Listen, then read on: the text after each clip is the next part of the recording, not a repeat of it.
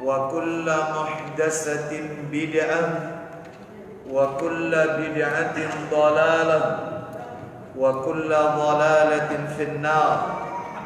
Ikhwan wa akhwati fillah, bapak-bapak, ibu-ibu, kaum muslimin dan muslimah, jamaah salat maghrib Masjid Al-Hidayah yang semoga dimuliakan oleh Allah Subhanahu wa ta'ala.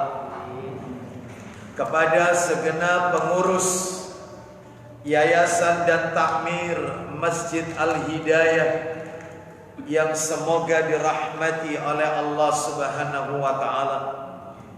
Tidak ada kata yang patut kita ucapkan di malam hari ini selain rasa syukur kita kepada Allah Subhanahu wa ta'ala atas segala karunia nikmat yang telah Allah berikan kepada kita, sehingga kita dipertemukan kembali tetap dalam rangka melaksanakan perintah Allah dan Rasulnya sallallahu alaihi wasallam. Diawali dengan salat maghrib berjamaah, dilanjutkan dengan talabul ilmi, menuntut ilmu. Ini bagian dari perintah Allah dan Rasulnya juga, dan berakhir dengan pelaksanaan salat isya yang dilakukan secara berjamaah pula. Semoga rangkaian amal ibadah yang kita lakukan khususnya pada malam hari ini semuanya tercatat di sisi Allah sebagai amalan yang diterima dan diridhoi oleh Allah Subhanahu wa ta'ala. Bapak ibu kaum muslimin dan muslimah rahimani wa rahimakumullah, tidak memperpanjang mukaddimah, kita akan lanjutkan kajian kita seperti biasa di Selasa yang pertama dalam setiap bulan di Masjid Al-Hidayah. Pembahasan kita adalah kitab yang ditulis oleh Syekh Salim bin Aid Al-Hilali hafizahullah ta'ala, seorang murid senior Syekh Muhammad Nasiruddin Al-Albani rahimahullah. Kitab beliau yang kita bahas pada malam hari ini adalah kitab yang berjudul Mausu'ah Al-Manahij Syar'iyyah fi Sahihis Sunnah An-Nabawiyah, yang sudah diterjemahkan ke dalam bahasa Indonesia Ensiklopedi Larangan Menurut Al-Quran dan As-Sunnah yang Sahih, di mana kitab ini sudah terbit 3 jilid. Yang menarik dari kitab ini dibahas secara bab per bab dan pasal per pasal. Sebagaimana yang sudah kita pelajari, kita masih berada pada bab akidah. Bab akidah atau tauhid dan iman. Kalau kita lihat di dalam buku ini, dalam bab akidah, tauhid dan iman, ada 19 pasal yang dicantumkan di dalam kitab ini. Mulai dari pasal yang pertama yang sudah kita pelajari adalah tentang larangan berbuat syirik. Yang kedua, larangan tentang kemunafikan, memiliki sifat nifak. Larangan yang ketiga adalah bab yang sudah kita tuntaskan bulan yang lalu, yaitu bab tentang larangan seputar riya, karena ini bagian daripada kesirikan. Adapun malam hari ini kita akan masuk pada bab atau pasal yang baru, larangan yang baru, yaitu larangan nomor 4. Jadi masih ada kurang lebih 15 larangan lagi, yaitu di dalam bab akidah itu. Belum bab ilmu, belum bab tentang muamalah, belum bab tentang macam-macam. Ya. Oleh karena itu kita akan bahas yaitu larangan nomor 4 dalam bab akidah di kitab Ensiklopedi Larangan Menurut Al-Quran dan As-Sunnah. Apa itu pasal yang keempat, yaitu larangan keras bersumpah dengan nama selain Allah. Larangan keras bersumpah dengan nama selain Allah. Demi tapi deminya selain Allah. Baik, Bapak Ibu kaum muslimin dan muslimah rahimani wa rahimakumullah. Seperti biasa kajian kita kalau membahas tentang larangan-larangan dalam Al-Quran dan As-Sunnah, selalu yang kita bahas mesti dua hal. Nah itu, selalu dibagi dua hal. Yang pertama yaitu dalil-dalil yang terkait dengan larangan bersumpah dengan selain nama Allah. Dalilnya di Quran mana, dalilnya di hadis Nabi mana. Dalil yang berbicara tentang larangan bersumpah dengan nama selain Allah. Nanti kita sebutkan dalil-dalilnya. Kalau sudah nomor satu tuntas dalil-dalilnya, maka seperti biasa yang nomor dua adalah penjelasan dari dalil-dalil tersebut. Nah itu selalu begitu ya. Jadi nanti misalnya larangan yang nomor 5, kalau malam hari ini tuntas loh ya, kalau tuntas ini materinya. Misalnya nomor 5 adalah larangan mengatakan atas kehendak Allah dan kehendakmu. Kan tidak boleh mengatakan demikian. Ya atas kehendak Allah dan kehendakmu. Nah itu, maka itu dalil-dalilnya apa, larangannya dan penjelasan-penjelasannya. Selalu begitu. Ya, baik. Sekarang kita akan bahas, masuk saja ke materi kita, larangan keras bersumpah dengan nama selain Allah. Kita bahas yang pertama dalil-dalil yang terkait dengannya. Dalil-dalil yang melarang tentang ini. Ada berapa dalil yang akan kita sajikan? 10 dalil. 10 dalil berbicara larangan keras bersumpah atas nama selain Allah, dengan nama selain Allah. Dalil pertama, di dalam Al-Quran suratnya surat nomor 5 Al-Ma'idah, ayatnya ayat 89. Mari kita dengarkan siap terjemahannya. Al-Ma'idah surat nomor 5 ayatnya 89. Allah Subhanahu wa taala berfirman, Al-Maidah ayat 89. La yu'akhidukumullahu billaghwi fi aymanikum walaki yu'akhidukum bima aqadtumul ayman.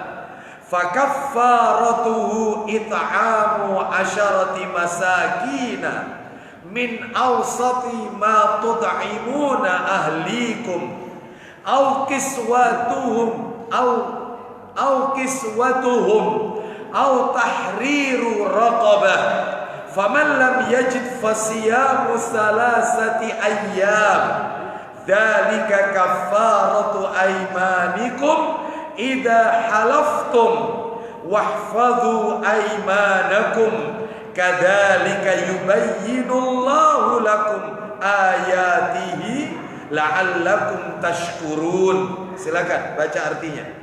Allah tidak menghukum kamu disebabkan sumpah-sumpahmu yang tidak disengaja. Baik, Allah tidak menghukum kamu disebabkan sumpah-sumpahmu yang tidak disengaja. Terus, tetapi Dia Allah menghukum kamu disebabkan sumpah-sumpah yang kamu sengaja. Lanjut. Maka kafaratnya atau denda pelanggaran sumpah ialah memberi makan 10 orang miskin. Memberi makan 10 orang miskin. Terus, yaitu dari makanan yang biasa kamu berikan kepada keluargamu. Lalu, atau memberi mereka pakaian atau memerdekakan seorang hamba sahaya. Lanjut. Barang siapa tidak mampu melakukannya, ya, maka kafaratnya berpuasa 3 hari. Ya. Itulah kafarat sumpah-sumpahmu apabila kamu bersumpah. Dan jagalah sumpahmu. Jagalah sumpahmu, kata Allah Azza wa Jalla. Terus, demikianlah Allah menerangkan hukum-hukumnya kepadamu agar kamu bersyukur kepadanya. Bapak Ibu sekalian rahimani wa rahimakumullah, Di dalam ayat ini jelas sekali berbicara tentang kafarat. Kafarat itu denda bagi mereka yang bersumpah, namun dia melanggar sumpahnya. Dia sudah mengatakan wallahi saya akan datang besok. Ternyata dia tidak datang. Ya. Wallahi demi Allah saya tidak pernah melakukan perbuatan itu. Billahi dengan nama Allah saya tidak melakukan perbuatan itu. Padahal dia melakukannya. Maka orang-orang yang melanggar sumpah ini ada kafaratnya, Bapak Ibu sekalian. Ya. Apa kafaratnya? Maka dijelaskan oleh para alim ulama. Di dalam ayat ini ada 3 kafarat, ada 3 denda. Boleh dipilih semampunya. Jadi itu opsi pilihan, boleh dipilih. Ada 3 itu di situ. Tidak harus yaitu dilakukan secara berurutan, enggak.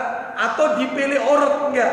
Misalnya tadi yang pertama itu kan memberi makan 10 orang fakir miskin. Kalau tidak mampu ngasih pakaian kepada mereka. Kalau juga nggak mampu maka yaitu memerdekakan budak, kan begitu. Kalau tidak mampu yaitu berpuasa 3 hari berturut-turut. Nah, bukan berarti dipilih dulu yang pertama, setelah itu kalau yang pertama tidak mampu yang kedua. Enggak, bukan seperti itu pemahamannya. Kata para alim ulama, dari kafarat tadi, mana yang menurut kita mampu itu.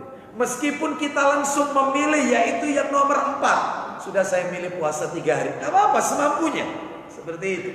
Oleh karena itu, mampunya memberi makan 10 orang miskin, ya silakan. Ya, teknisnya jika ingin membayar kafarat, nah kita bicara teknis caranya ini. Ketika membayar kafarat berupa makanan untuk 10 orang fakir miskin, 10 orang miskin maksud saya, teknisnya adalah 1, kata para alim ulama ini, teknisnya ini, kalau ngasih makan 10 orang miskin. Yang pertama, yang pertama terkait dengan kadarnya. Kadar makanan atau kadar pakaian yang kita berikan kepada kaum miskin, orang-orang miskin. Itu disebutkan masing-masing orang miskin mendapat 1,5 kilogram beras, tergantung bahan makanan pokok yang ada di negeri tersebut. Kalau negeri kita bahan makanan pokoknya beras, ya pakai beras.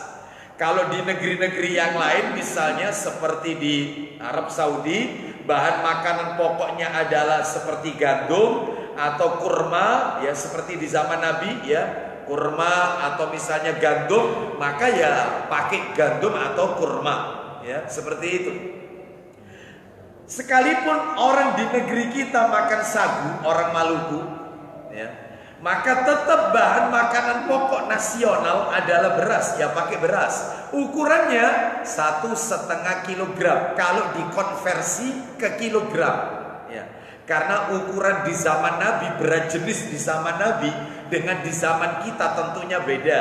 Di zaman Nabi ada beras jenis namanya sok, ada mud. Sedangkan di zaman kita tidak mengenal sok, mud, enggak. Kita mengenal kilogram, liter, mililiter dan seterusnya, ya, dan sebangsanya. Baik, oleh karena itu yang pertama teknisnya kadar makanan dan pakaian. Masing-masing orang kalau dikasih makanan ya 1,5 kilogram beras, ya itu sudah cukup. Tetapi kalau berupa pakaian, cukup setiap orang miskin dapat 1 baju. Ini fatwanya Syekh bin Baz rahimahullah. Jadi kalau 10 orang miskin ya 10 baju. Nah itu. Terus mengingat di negeri kita bahan makan pokoknya beras, maka lebih afdal itu. Boleh nggak dikasih lauk pauk? Maka tentunya ini lebih utama. Ditambah dengan lauk pauknya. Namun itu tidak wajib. Yang wajibnya itu adalah bahan makanan pokoknya. Namun kita ingin menambah lauk pauknya, sembako yang lain, maka itu tentu lebih utama, sekalipun tidak wajib. Nomor 2 sekarang, teknisnya nomor 2, yaitu kafarat berupa makanan atau pakaian tidak boleh diberikan kepada 1 orang miskin saja. Contoh, 1,5 kilo kalau dikali 10 itu berapa? 15 kilo. 15 kilo diberikan kepada 1 orang miskin. Karena kita melihat orang ini betul-betul nggak mampu. Wis kamu tok aja 15 kilo ini. Nggak boleh. Nggak boleh. Teknisnya itu tiap orang dapat 1,5 kilo. Berarti kita kumpulkan 10 orang miskin. Masing-masing mereka 1,5 kilogram beras. Begitu juga yaitu dengan pakaian. Nggak boleh yaitu satu orang miskin kita kasih 10 baju. Enggak. Tetap dia satu baju, yang lain satu baju, yang lain satu baju. Itu teknisnya. Yang ketiga, kata para alim ulama, kafarat makanan harus ditunaikan berupa makanan, tidak boleh diganti dengan uang. Pira sih beras 1,5 kilo itu 1,5 kilo. 1 kilo itu berapa?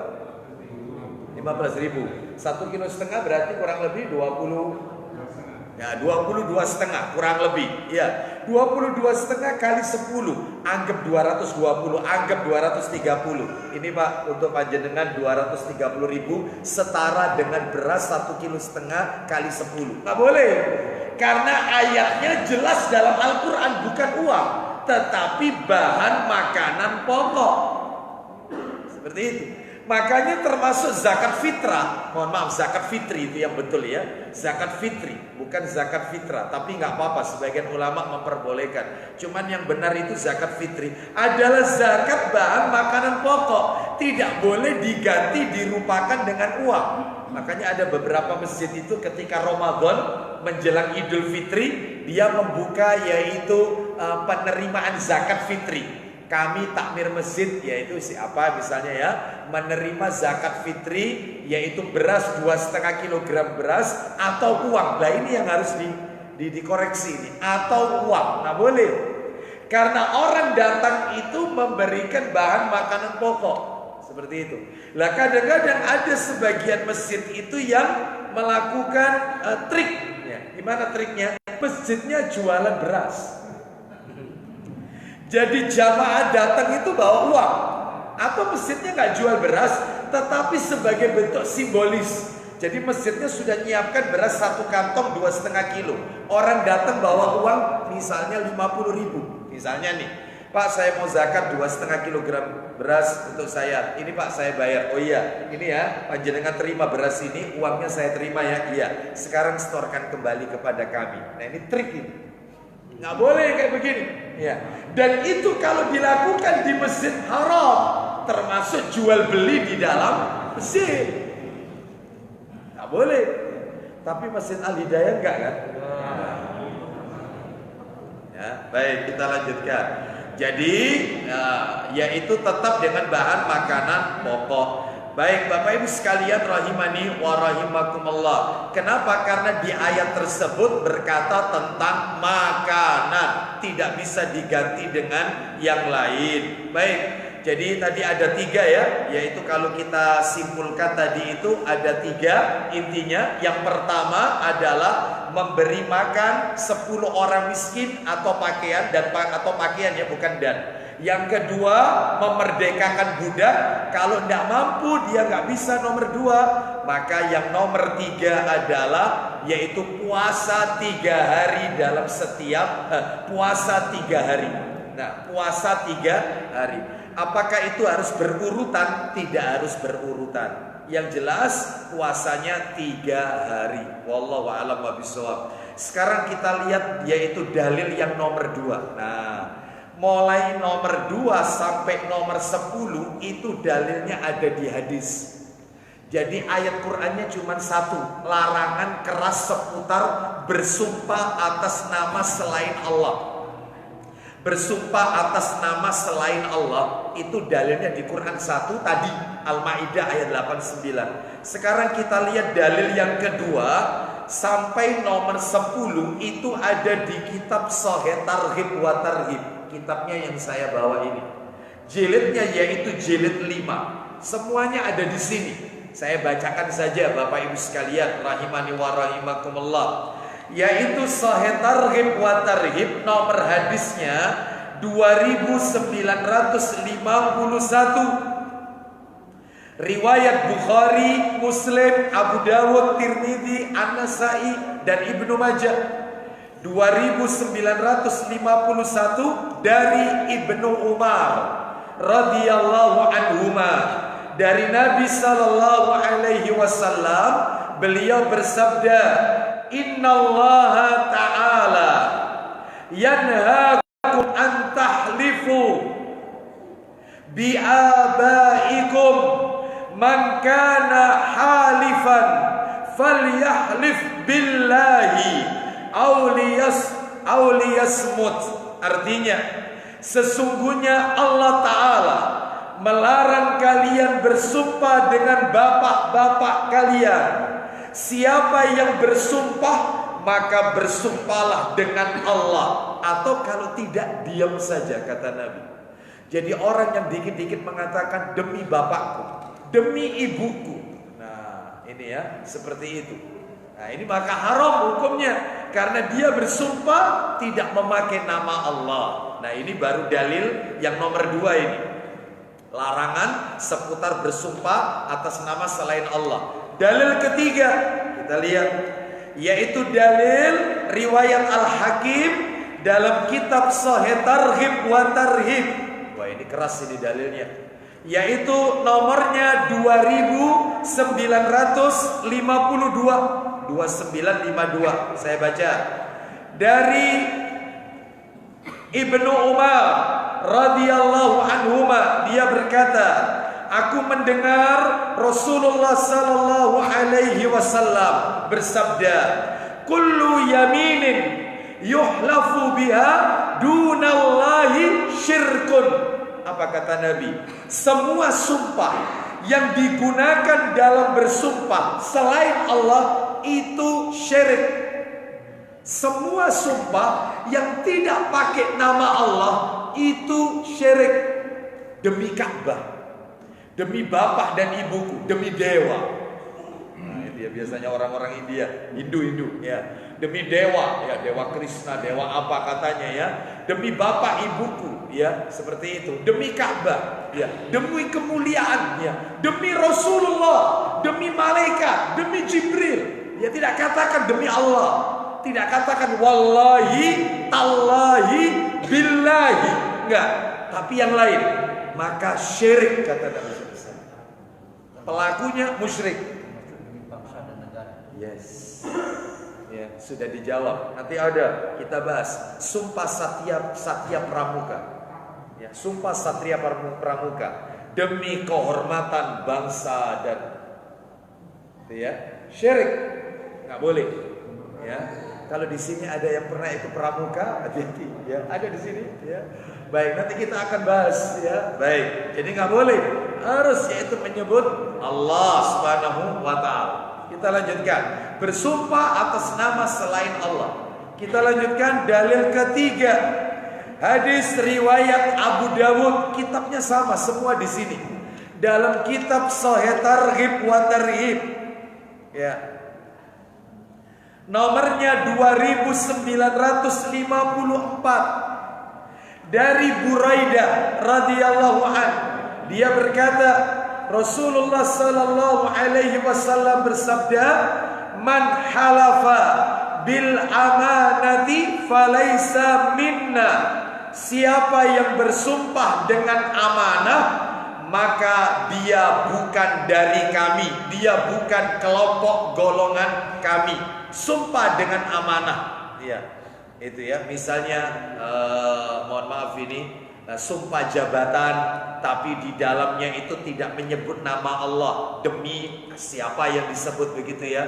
Demi jabatan, demi apa begitu ya? Atau amanah. Nah, demi amanah, maka ini adalah bukan dari umat Nabi SAW, bukan dari kami. Ancamannya keras ini Bapak Ibu sekalian, rahimani wa rahimakumullah. Kita lanjutkan dalil keberapa? 5. Hadis riwayat Abu Dawud, Ibnu Majah dan Al-Hakim dalam kitab Sahih Targhib wa Tarhib, nomornya 2955. Nah ini ya. Dari Buraidah radhiyallahu an, sama dari Buraidah. Dia berkata, Rasulullah sallallahu alaihi wasallam bersabda, "Man halafa qala inni bari'u minal Islam, fa in kana kadziban fahuwa kama qala wa in kana shadiqan falan yarji'a ilal islami saliman. Na'udzubillah. Kita lihat, siapa bersumpah dengan mengatakan aku berlepas diri dari Islam, ya, maka dia dusta. Jika dia berdusta dalam sumpahnya, maka dia seperti sesuatu yang dia nyatakan tersebut keluar dari Islam. Tetapi jika dia benar, maka tidak akan kembali ke Islam dalam keadaan selamat. Contoh, ada orang mencuri, ya. Lalu kemudian kita tahu dia mencuri. Kita tanya, ada yang mencuri? Ada yang mengambilnya? Itu sumpah ada tidak mengambilnya?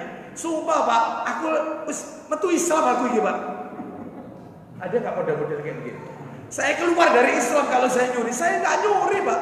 Ya, itu demi Rasulullah itu loh, saya nggak nyuri. Ya, bahkan saya keluar dari Islam. Itu kalau dia bohong, maka seperti yang dia ucapkan, na'udzubillah, keluar dari Islam. Tapi kalau dia benar, memang betul-betul nggak nyuri, ya, dan dia sumpah, tapi sumpahnya itu sungguhan Pak, saya nggak nyuri Pak, betul, bukan saya mencuri. Kan ada CCTV-nya, bisa dicek Pak, jamnya kan juga ada, bisa dilihat. Saya nggak nyuri. Saya kalau bohong Pak, saya keluar dari Islam. Itu katanya Rasulullah. Kalau memang benar dia nggak nyuri, itu tetap apa hukumannya? Maka jika dia tetap Islam, Islamnya tetap dalam keadaan tidak selamat. Makanya kalau sumpah, jangan sumpah selain nama Allah, jangan. Mending dia katakan, demi Allah saya tidak mencuri, demi Allah, wallahi, wallahu rabbul Ka'bah, demi Allah yang punya Ka'bah. Ya, itu. Wallahu rabbul Ka'bah, demi Allah, Rabbnya Ka'bah, Tuhannya Ka'bah, saya tidak mencuri. Nah, selesai, nggak apa-apa ini. Andai kata dia benar nggak mencuri, selamat dia. Selamat dengan sumpahnya. Tapi kalau bohong, maka tentunya dia wajib bayar kafarat tadi. Kafaratnya ada berapa tadi? 3 tadi. Bisa dibahas, bisa sampai di sini ya. Sebab banyak yang seperti ini, yaitu kalau kita lihat di masyarakat itu, kadang-kadang sumpahnya itu begini. Kafir, mani kafir, mani kafir, kafir aku bojo, aku kafir. Ada nggak model-model kayak gitu? Itu kalau bohong, kafir betulan itu. Hati-hati. Sekalipun ketika dia wafat, diprosesi secara Islam, ya dimandikan, ya dikafani, ya disolati, ya dimakamkan di pemakaman Islam, tetapi Allah memandang dia kafir karena sumpahnya. Hati-hati, makanya jangan suka bersumpah. Sumpah pemuda. Sudah, jangan merantak, tidak karu-karuan ya. Kita lanjutkan. Sebentar Ustaz, gampang Ustaz, tenang aja ya. Kita lanjutkan ya. Nomor berikutnya dalil ke-6.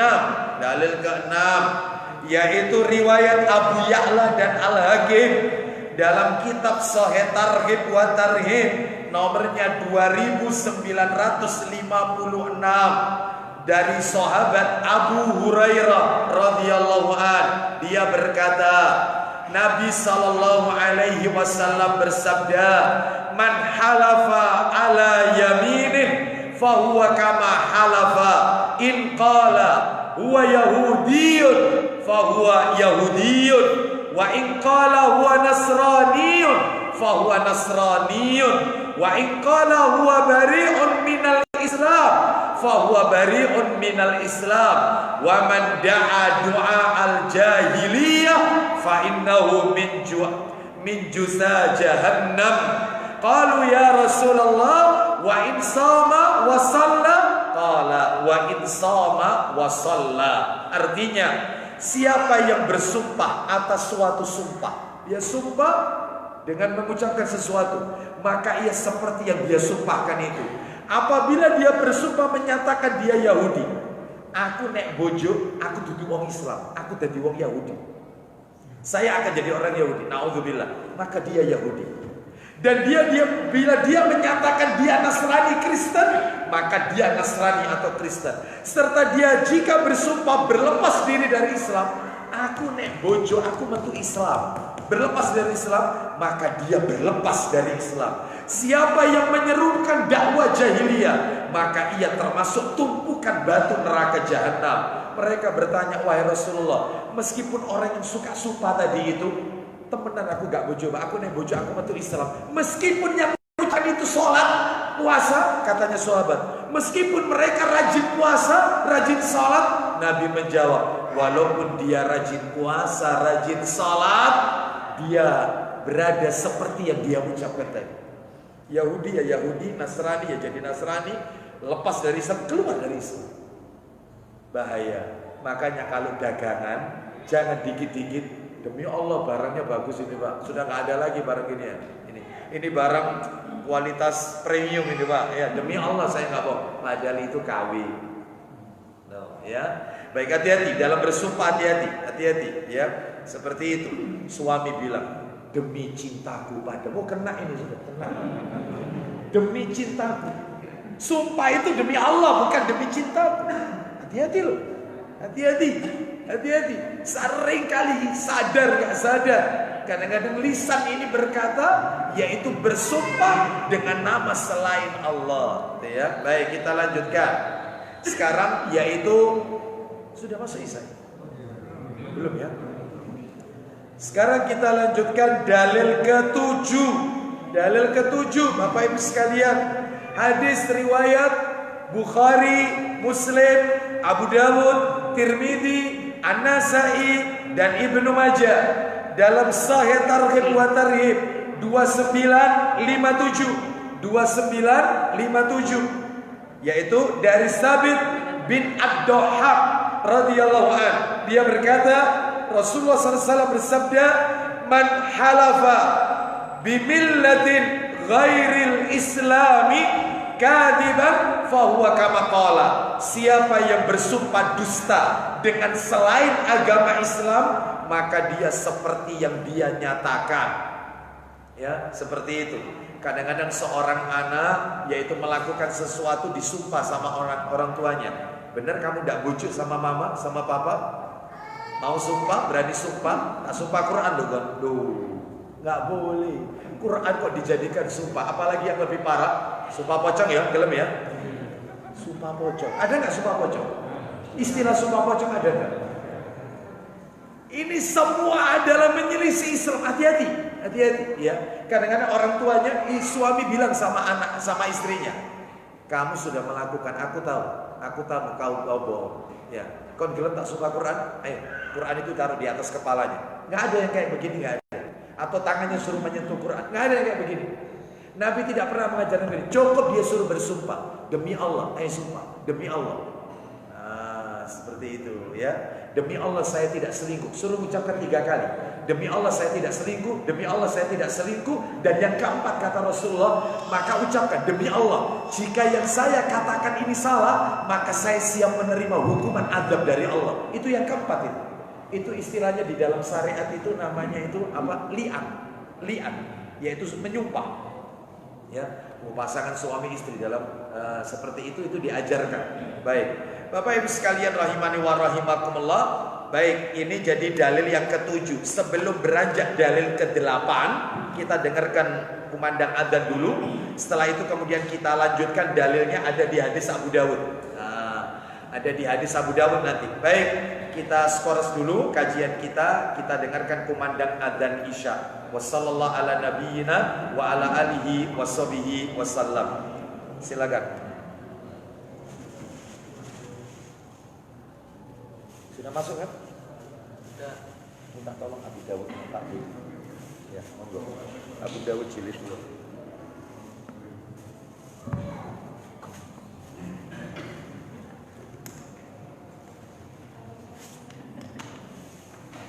Saya cari kamu.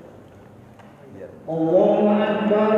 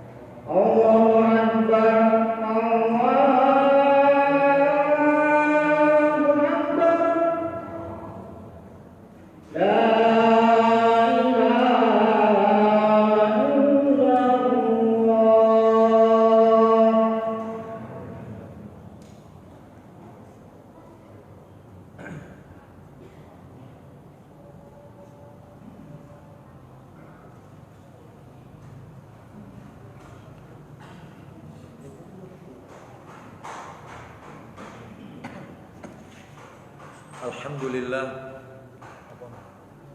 Wassalatu wassalamu ala Rasulillah. Wa ba'd. Bapak Ibu sekalian rahimani wa rahimakumullah. Kita lanjutkan kajian kita, yaitu dalil yang ke-8. Dalil yang ke-8, larangan keras bersumpah dengan nama selain Allah.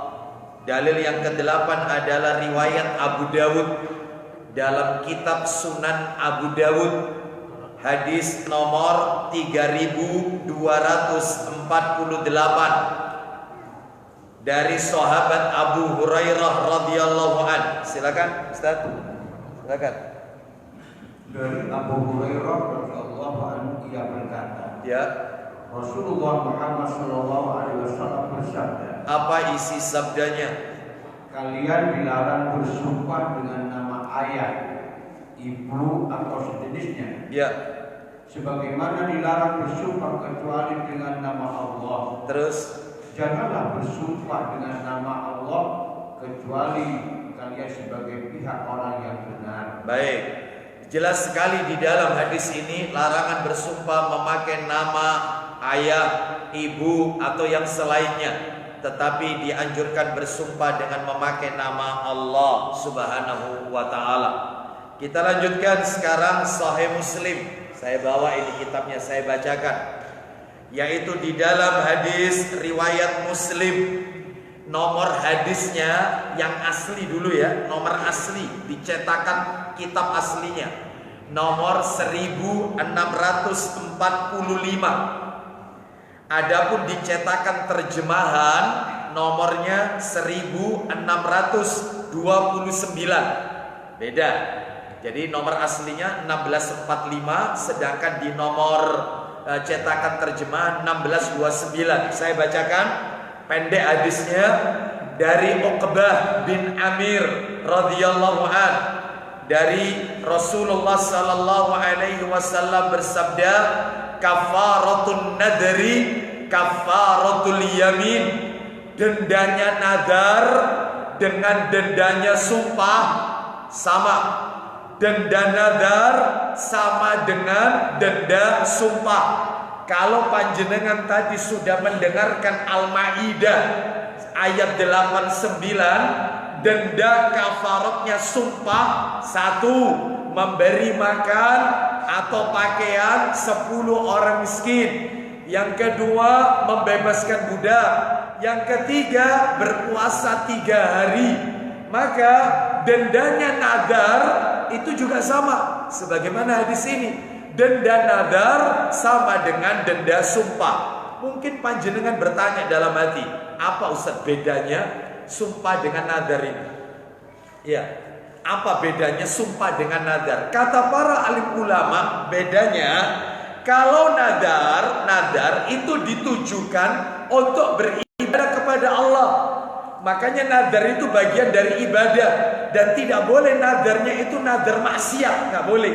Nadar itu dalam rangka untuk taat kebaikan dan dalam rangka untuk ibadah. Contoh, orang nadar begini, ini boleh yang kayak begini. Misalnya, kalau saya sembuh dari sakit, kalau nanti saya sembuh dari sakit, maka saya akan memberi makan 60 orang anak yatim. Kalau anakku tahun ini ujiannya sukses, nilainya memuaskan seperti yang aku harapkan, maka aku akan membelikan dia kendaraan. Itu nadar. Kalau tahun ini umroh dibuka,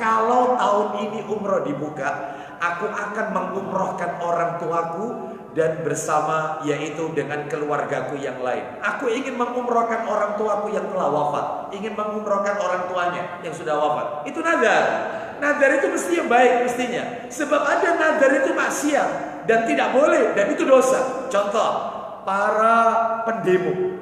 Kalau tuntutan kami tidak diterima, maka kami akan membakar diri kami. Kami akan mogokkan. Itu nadar itu. Nadar tapi maksiat, nadar yang dosa. Nggak boleh. Ada nggak yang kayak begini? Misalnya anak-anak SMA mengatakan, nanti kalau kami lulus, maka kita akan yaitu melakukan pesta homer, pesta minum-minuman keras, pesta seks, naudzubillah. maka yang kayak begini adalah nadar maksiat. Mana dalilnya nadar itu ibadah yang ditujukan hanya untuk beribadah kepada Allah? Memang ada yang mengatakan nadar ini bentuk ibadah yang pelit karena pakai syarat soalnya. Kalau aku nari arisan, maka aku akan sodako. Nek nari, nggak nari. Iya. Kalau aku sembuh, maka aku akan mengundang anak yatim 60 orang fakir miskin dan anak yatim tak kasih makan. Nek waras. Ya. Kalau tidak sembuh-sembuh, berarti gak sodako berarti. Ya ini, soalnya ada syarat. Makanya sebagian ulama mengatakan karena pakai syarat itu nadar yaitu pelit. Makanya nggak usah pakai menunggu nanti kalau begini saya akan begini. Langsung aja seperti itu. Tetapi kalau dia harus bernadar, tolong nadarnya yang nadar syar'i, nadar yang dalam rangka ibadah. Nggak boleh selain ibadah. Ya, misalnya nadar yang kelihatannya bagus tapi menyelisih. Aku nadar kalau nanti misalnya aku nanti meninggal dunia, maka aku ingin rumah ini dibagi rata saja. Ya, dia nadar, wasiat plus nadar ini. Ya, aku ingin yaitu dibagi rata. Sedangkan anak-anaknya ada yang laki, ada yang perempuan. Maka ini nggak boleh seperti itu. Harus hukum Allah ditegakkan. Laki-laki 2 bagian, wanita 1 bagian. Seperti itu ya. Baik, kita lanjutkan. Misalnya lagi,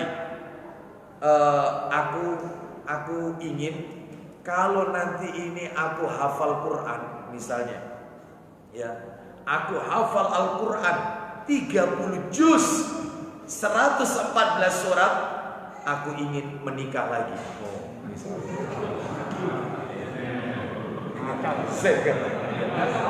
Ini masanya gak hafal-hafal, bukan 30 juz tapi juz 30 saja.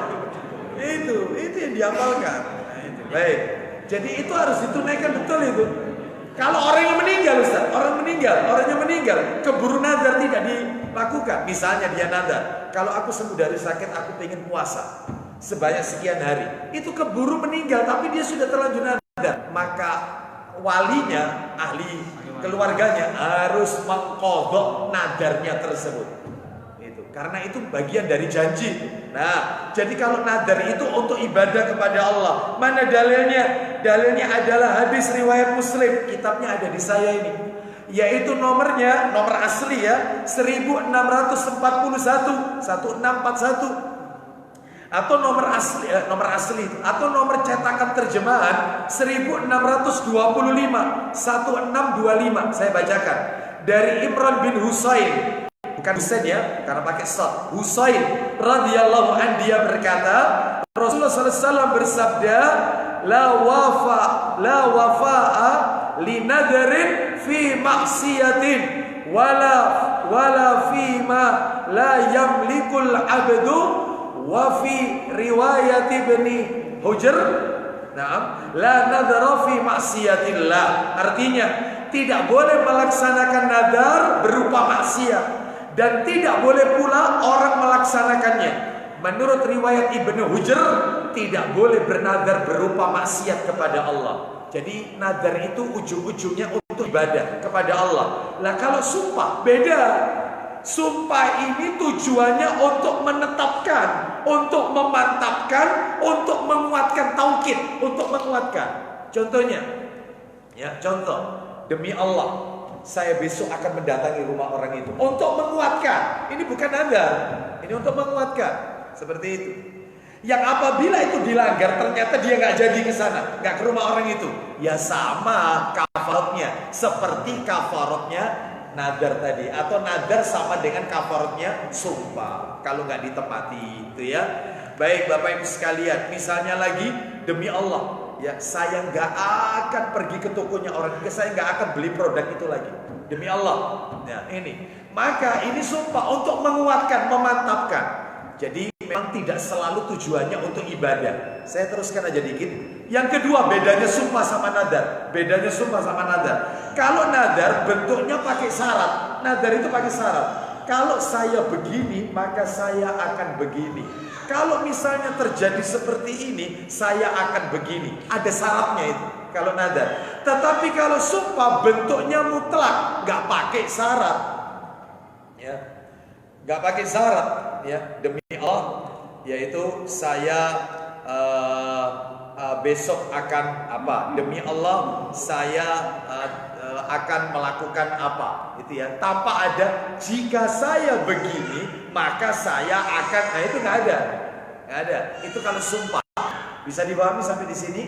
Adapun kalau persamaannya, ada persamaannya. Nadar sama sumpah. Apa samanya? Makanya hukumnya disamakan. Bayar dendanya sama. Karena ada sisi sedikit persamaan. Apa itu? Sama-sama harus diucapkan. Jadi kalau di dalam hati, aku kok kepingin ya nek waras engko insya Allah ngasih makan anak yatim. Tapi dalam hati, nggak bisa itu. Dalam hati harus disampaikan, diucapkan. Kalau saya begini, maka saya begini. Paham sampai di sini ya? Sumpah juga begitu, dalam hati. Demi Allah, saya nggak akan lagi pergi ke tempat itu karena mengandung mudarat. Tapi dalam hati nggak bisa, harus diucapkan. Ya. Terus yang kedua adalah hukumnya sama, dendanya. Maksud saya dendanya. Pelanggarannya itu hukumannya sama. Nadar sama sumpah sama-sama terkena 3 hal.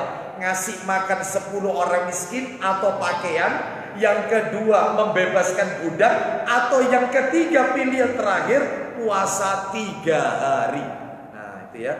Baik, sekarang kita masuk dalil terakhir, dalil nomor 10. Kembali kepada dalil karena belum tuntas tadi ya. Dalil yang ke-10 adalah hadis riwayat Muslim. Nomor hadisnya, nomor asli 1648 atau cetakan terjemahan 1634 1634. An Abdurrahman bin Samurah, dari Abdurrahman bin Samurah radhiyallahu an, dia berkata, Rasulullah SAW bersabda, la takhlifu bitawaghi wala bi'abaikum.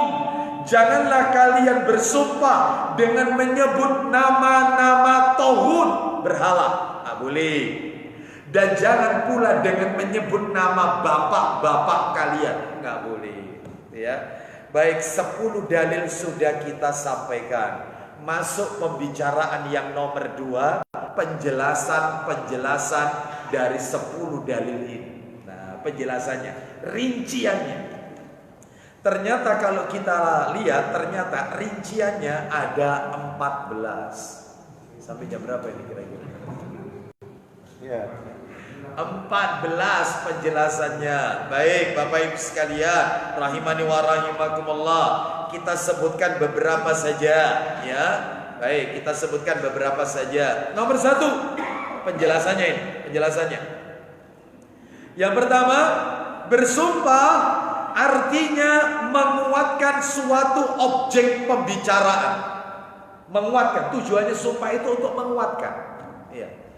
Karena kalau ada orang mengatakan, betul kamu tidak melakukan ini, demi Allah, bukan saya Pak, saya tidak melakukannya, demi Allah. Untuk menguatkan, ya. Untuk menguatkan suatu objek pembicaraan dengan menyebut sesuatu yang diagungkan dengan lafaz khusus, yaitu sumpah. Menyebut sesuatu yang diagungkan dengan lafaz khusus, bisa memakai huruf-huruf sumpah, yaitu ba, wawu, dan ta dalam huruf hijaiyah. Kalau ba ya pakai billah, kalau waw wallah, kalau ta tallah. Itu ya. Itu. Jadi ada billah, ada wallah, ada tallah. Atau kalau bahasa Indonesianya demi Allah. Demi kemuliaannya Allah. Iblis saja pakai sumpah pakai nama Allah. Iblis itu di surat Shad itu nanti akan kita bahas, nanti aja belakangan ya. Itu iblis saja, demi kemuliaanmu ya Allah, demi kemuliaanmu. Iblis itu tahu masalah ini, tahu dia. Ya. Baik, kita lanjutkan. Jadi ini untuk menguatkan. Boleh billah, boleh wallah, boleh tallah atau demi Allah. Dengan demikian di dalam sumpah, ini penting ini kesimpulannya.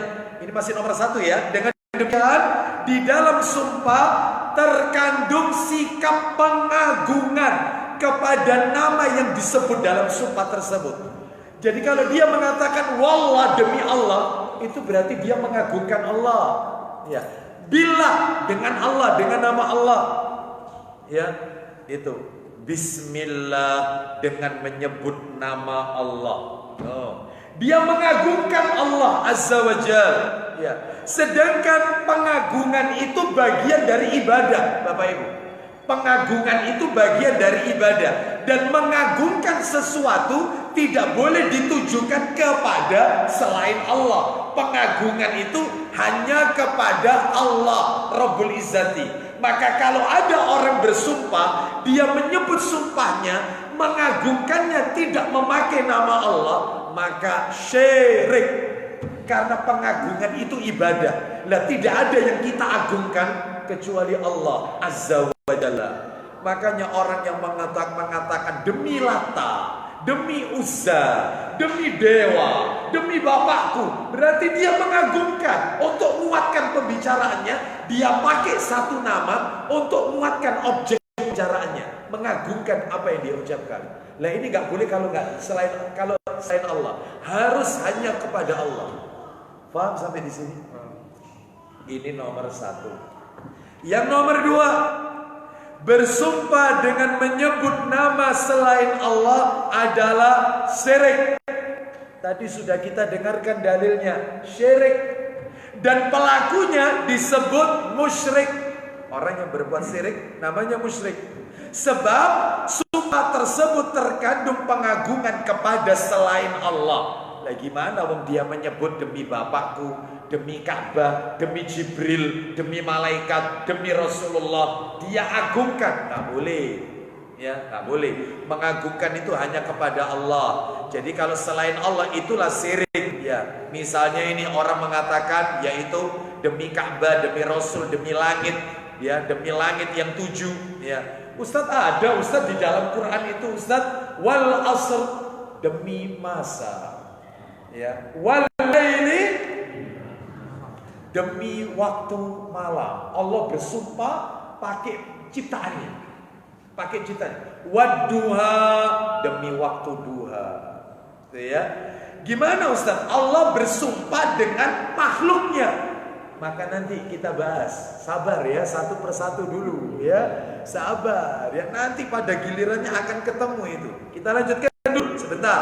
Jadi kalau ada orang mengatakan demi malaikat, demi langit dan bumi, ya, demi Ka'bah, demi Rasul, demi Jibril, ya, termasuk demi cintaku kepadamu, oh, ya. Terus demi langit yang luas, ya, demikian. Ya. Maka yang seperti ini tidak diperbolehkan. Mana dalilnya?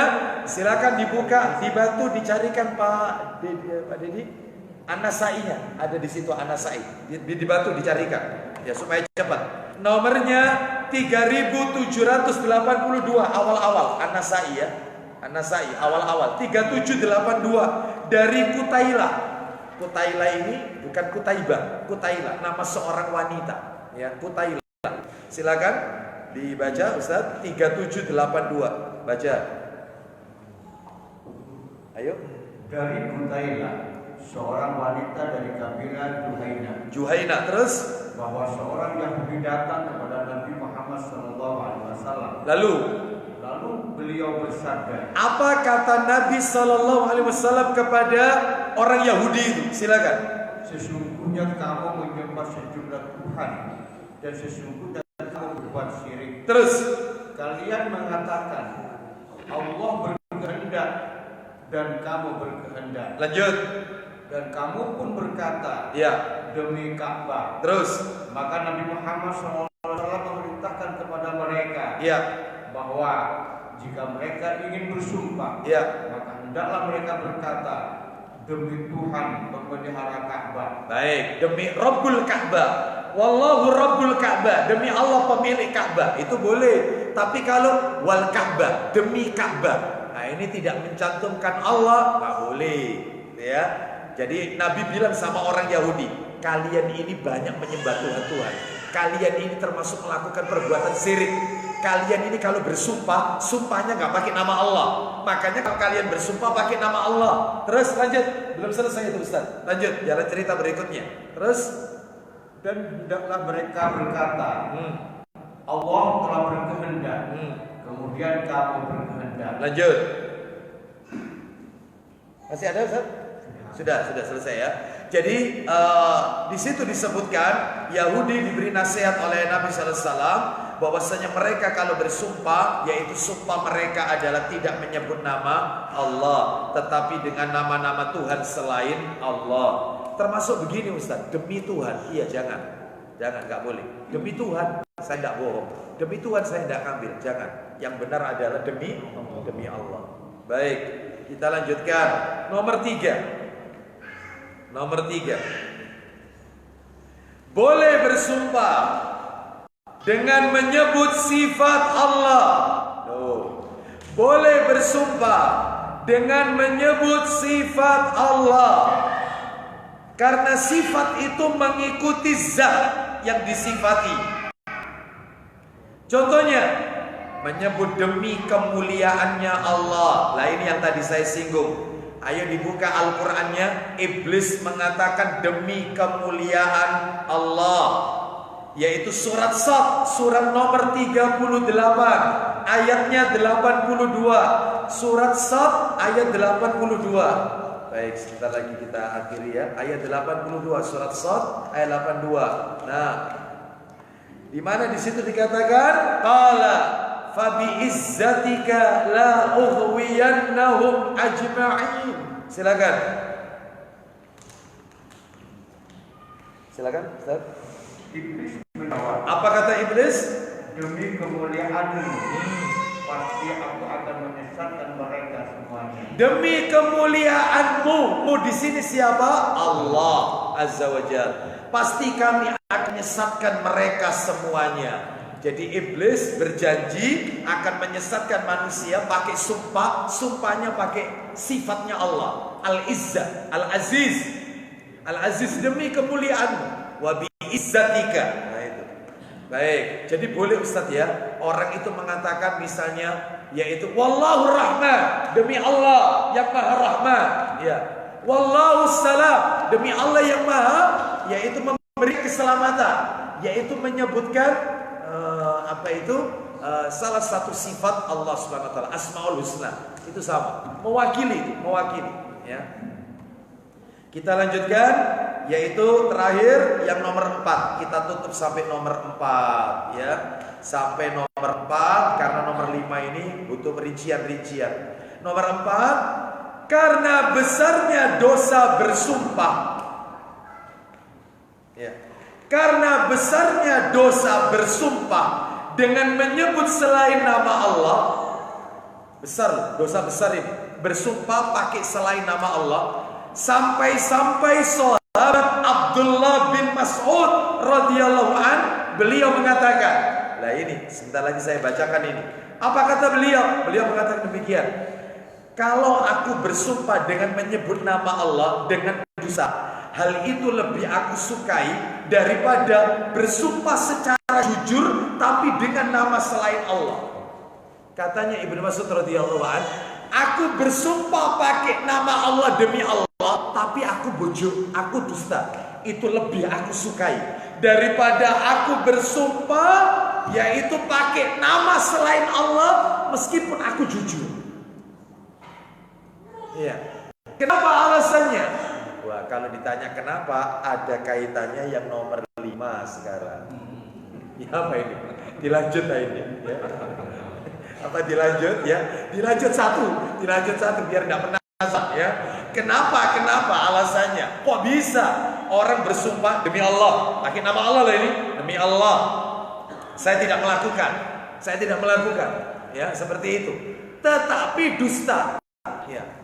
dusta, bohong itu lebih aku sukai daripada seseorang mengatakan demi Tuhan, demi malaikat, demi Rasulullah saya tidak melakukan, padahal dia betul-betul tidak melakukan, tapi sumpahnya pakai nama selain Allah. Nah, itu dosanya lebih besar. Mana alasannya kenapa? Yang nomor 5 ini alasannya adalah bersumpah dengan menyebut nama Allah itu haram. Bersumpah dengan menyebut nama Allah, sumpah palsu dengan memakai nama Allah. Saya ulang, sumpah palsu dengan membawa nama Allah itu haram karena 2 alasan. Alasan pertama, termasuk kebohongan, dan bohong itu haram, dan bohong itu mengantarkan orang ke neraka. Dalilnya mana? Dalilnya hadis riwayat Muslim, Bapak Ibu. Nomornya adalah 2607. Saya bacakan langsung terjemahnya. 2607 atau nomor itu nomor asli ya, atau nomor cetakan terjemahannya nomor 2234. Nah, ini ketemu. 2234. Nih, saya langsung bacakan. Dari Abdullah bin Mas'ud radhiyallahu, dia berkata, saya langsung terjemahkan, hindari olehmu dusta. Sesungguhnya dusta itu membimbing kepada kejahatan, dan kejahatan itu membawa ke neraka. Loh, jelas. Makanya orang itu sumpah palsu tapi pakai nama Allah haram. Kenapa? Satu alasannya karena bohong itu haram. Dusta itu mengarahkan seseorang ke dalam neraka. Saya tanya sama panjenengan, ada nggak bohong yang dibolehkan? Ada nggak bohong yang boleh? Bohong yang halal? Ada nggak? Ada berapa itu? Ada berapa bohong yang dibolehkan? Ada 3. Bohong yang boleh itu ada 3. Apa itu? Yang pertama adalah yaitu bohong dalam rangka untuk mendamaikan 2 orang yang bersengketa. Kamu dapat salam dari si B. Temenan tak? Iya betul dapat salam. Kamu bojo tak? Enggak bojo saya ini. Nanti bilang sama si B, si A itu suka menyebut kebaikanmu. Dia itu kirim salam. Kamu mungkin sungguhan ini kirim salam, bohong ini padahal nggak apa-apa, supaya mendamaikan. Satu. Yang kedua, siasat perang, boleh. Siasat perang, yaitu tipu-tipu untuk siasat perang, boleh. Bohong, tipuan yang diperbolehkan. Yang ketiga, perkataan suami kepada istrinya, kau hari ini cantik luar biasa. Ya, padahal dalam hatinya, a'udzubillahi minasyaitonir. La haula wala quwwata. Ya apa mas, masakannya enak mas. Oh enak. Gak ada masakan saat tambah rejo kecuali ini paling enak sudah. Zen ya, padahal asik. Gak apa-apa. Rayuan suami untuk menyenangkan istri boleh. Ngegombal itu boleh. Ya baik. Makanya bohong itu ada 3. Ya, baik, kita lanjutkan. Sekarang kita lanjutkan. Jadi alasan pertama, bohong itu haram. Terus yang kedua, bohong itu disandingkan dengan sumpah. Wong sudah bohong kok pakai sumpah. Lah itu, makanya jadi dosa. Sedangkan sumpah itu pengagungan kepada Allah. Apabila sumpahnya itu bohong, berarti di dalamnya dia melakukan tanakus. Apa tanakus itu? Penghinaan terhadap Allah. Bojo kok pakai bawa-bawa namanya Allah. Lah itu loh maksudnya. Tanakus seperti itu.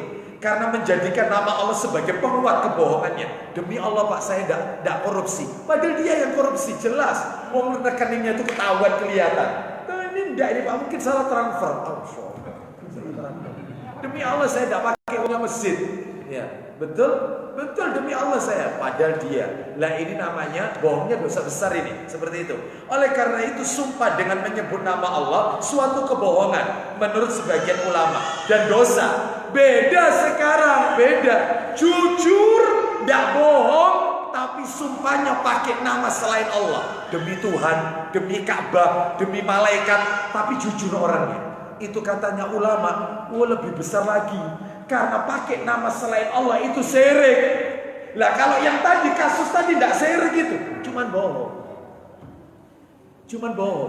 Dia pakai nama Allah tapi bojo. Ya, bawa nama Allah, demi Allah, tapi bohong. Itu dosa besar.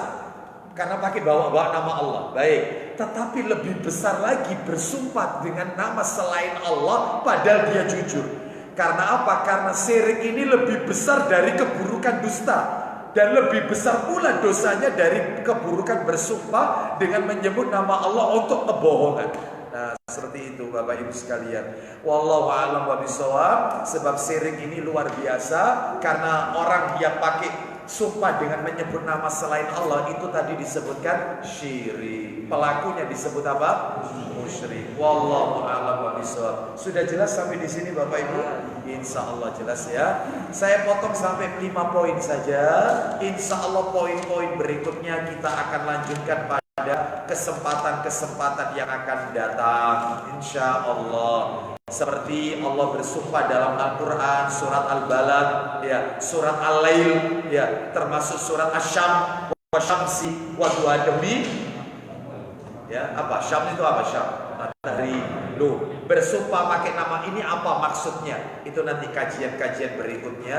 Termasuk ada sumpah pramuka Trisatya, demi kehormatanku aku berjanji akan bersungguh-sungguh menjalankan kewajibanku terhadap Tuhan Yang Maha Esa, bangsa dan negara kesatuan Republik Indonesia, menjalankan Pancasila. 2. Menolong sesama muslim, menolong sesama hidup dan mempersiapkan diri membangun masyarakat.